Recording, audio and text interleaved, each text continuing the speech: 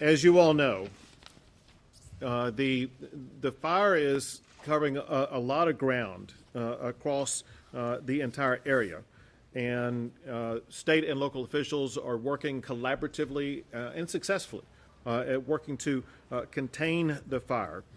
From the state side, there are 13 agencies that are involved. The Texas Division of Emergency Management, the chief of which is next to me, and he will be talking here shortly, Chief Nim Kidd.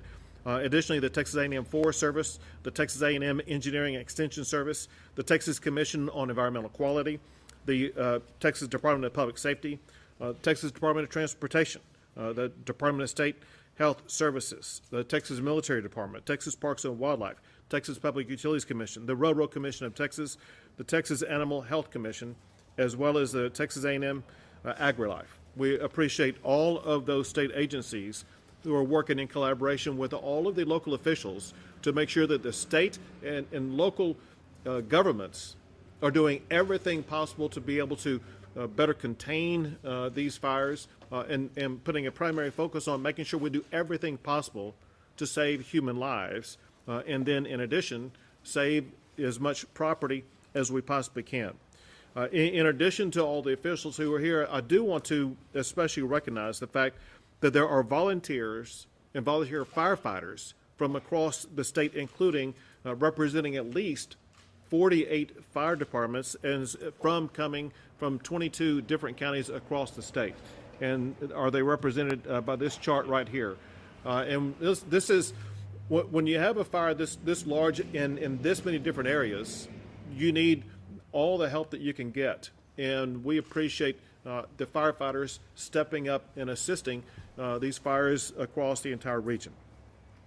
Already we know that there have been at least 50 homes that have been lost. Probably as we are able to better surveil damages here in the coming days, we will find more than that. Those 50 homes are located in Eastland, Comanche, and Brown counties. And again, as we learn more here in the coming days, we may find more either homes or other structures that will be identified as being lost. Because of these damages and because of the need for these communities to be able to respond to these damages, I'm at this time going to be signing a state proclamation, making it a disaster declaration to assist all of the local counties that are currently affected, as well as additional counties that may be added. In this declaration that I'm about to sign, it includes 11 counties: Brooks, Brown, Coleman, Comanche, Eastland, Grayson, Mason, Potter, Randall, Reynolds, and Williamson. And again, based upon what happens with the fires, we may need to add to that, which we will do if other counties are affected.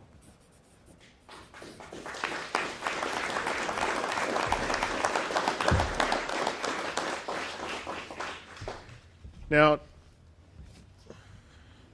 containment is a top priority. The main thing that we gathered from the briefing that we had before coming out here is exactly where the fires are located, which this is a picture of, as well as what is being done in order to achieve containment. And there's multiple strategies that others may go into detail about it, but they are the obvious things, and that is, for one, digging areas that will provide some level of fire break.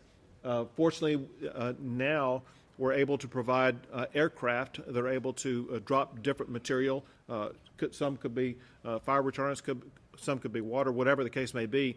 It's my understanding that early on that was not possible because of high winds that made it either ineffective or incapable for the planes to be able to fly. Now they are able to do so, and that tool and strategy should remain available, if not increase, here in the coming hours to help be able to combat this fire.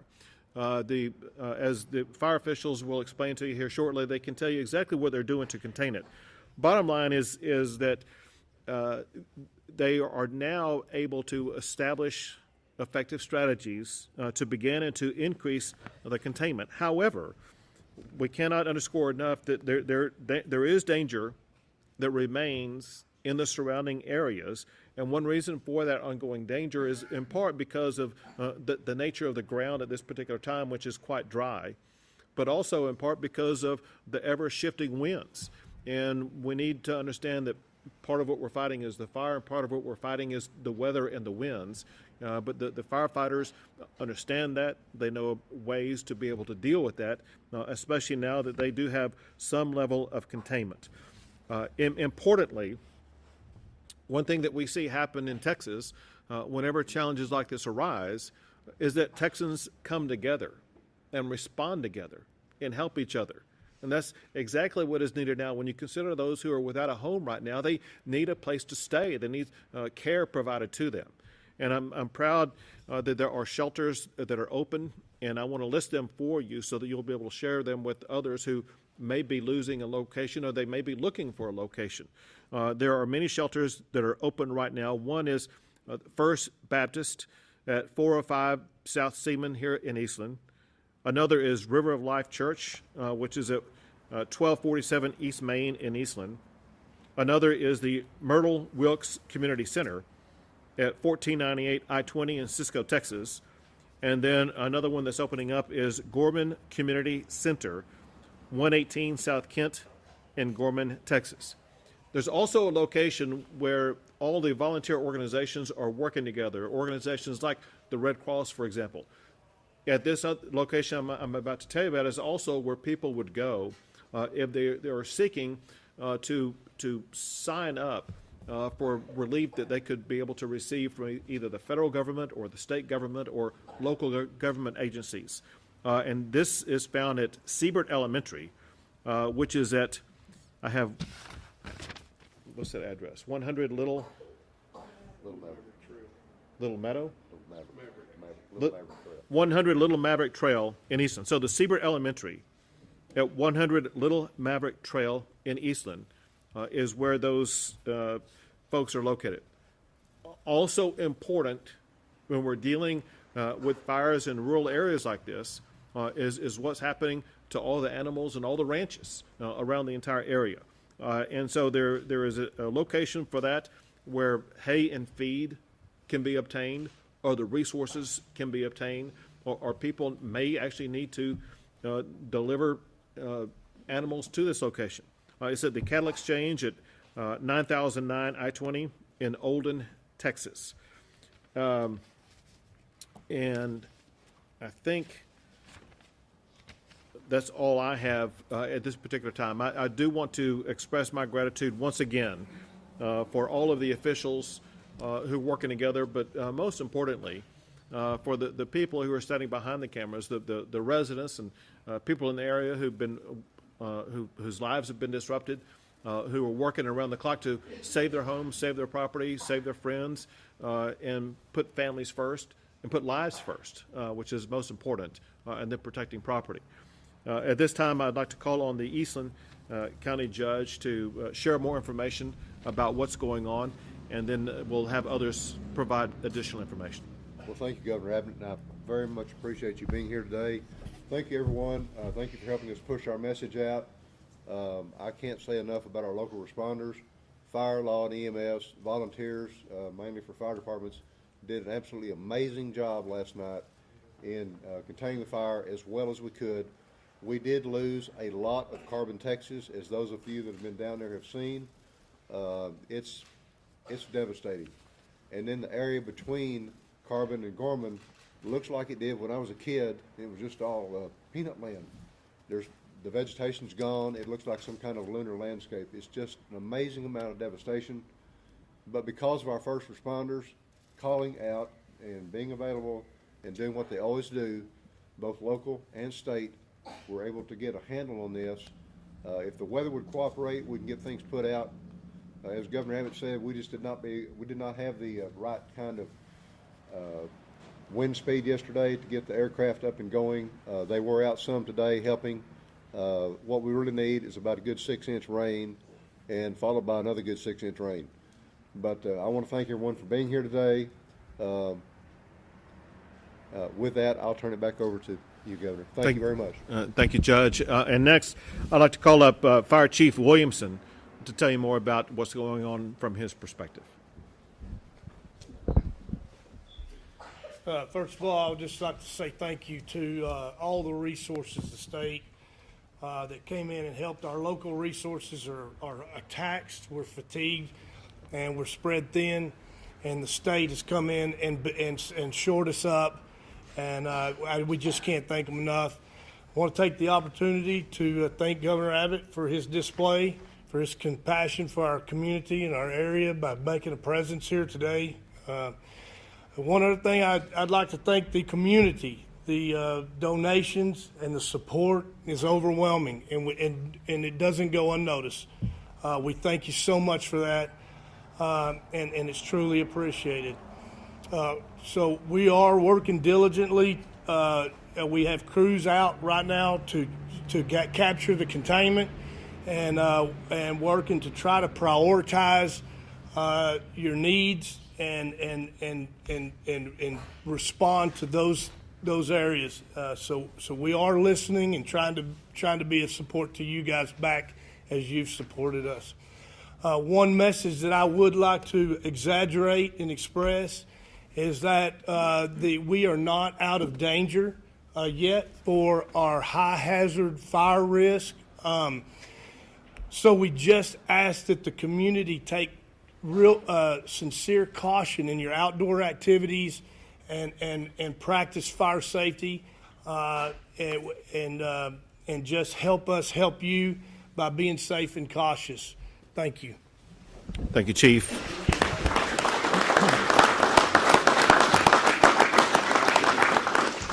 And now Chief Nim Kidd, who's the chief of the Texas Division of Emergency Management. Earlier in his life, he also was a professional firefighter himself, so he knows a little bit about the topic. Thank you, Governor.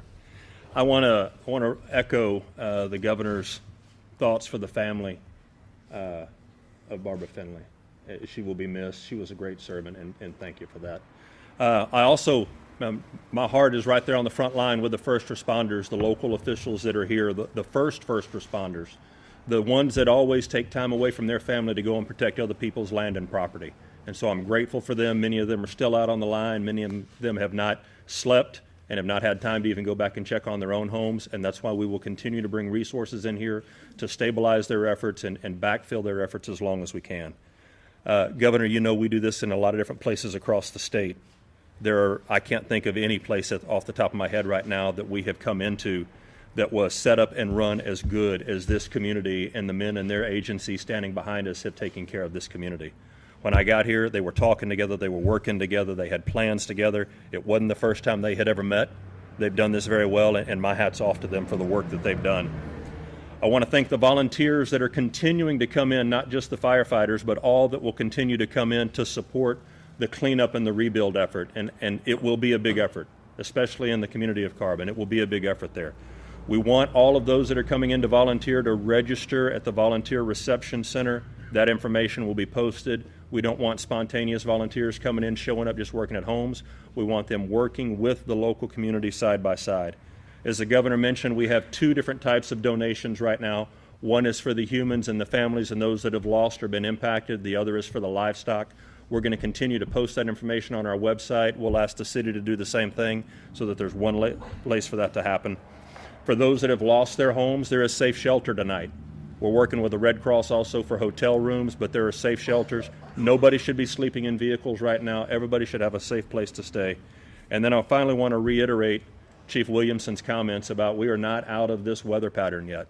And the last thing we need is a new start on a new fire that pulls firefighters away from the existing resources. So please encourage the community to continue to use caution and be fire wise. Thank you. Thank you very much.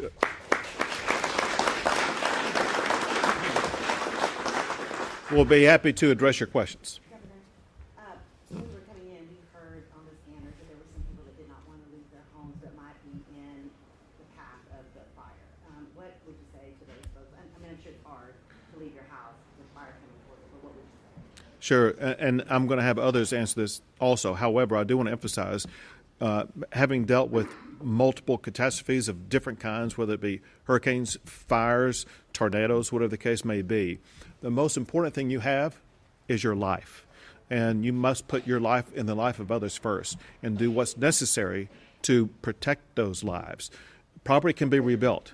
A life lost cannot be rebuilt. So heed the advice of the local officials. If they issue an evacuation notice, please heed that. They're doing it to protect your life. Judge, do you want to add to that? And I would say that if you stay there out of hard-headedness or stubbornness, you're just putting first responders at risk. And we've already got enough risk. We don't need to be adding to that burden. The first responders are taking time away from their homes, their families, their businesses. And if you are just so stubborn that you want to stay there, good luck. It's on you. Thank you. Governor, Hold on a second. Chief, we're lost. Did you want to add anything to that?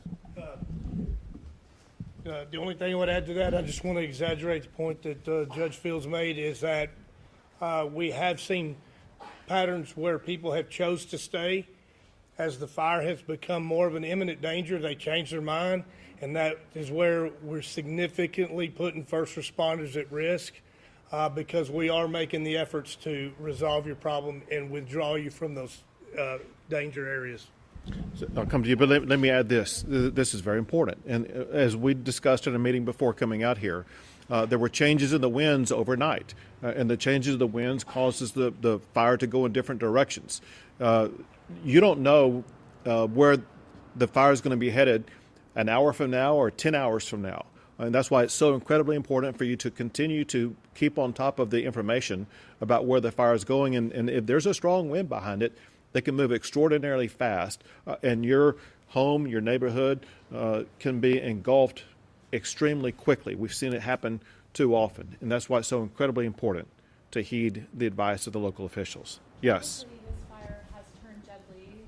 It's been has anyone else been injured? Are there injuries in this fire? Are people in the hospital? Well, we did have 2 that were evacuated with the ambulance last night. I don't have an update on where they are, how they are, but they did come from the city of Carbon. There was a sweep done earlier today through the city of Carbon, and I think, Sheriff, nothing turned up on that sweep. We have not found anything yet. Another sweep's going to be done later with canines, a more intensive sweep. So far, we haven't found anybody else that's missing. Besides, of course, Sergeant Finley this morning, and beyond that, we are trying to keep everybody as safe as possible. But I would advise you not to go back into the area down there unless you are a resident of Carbon. Don't go down there.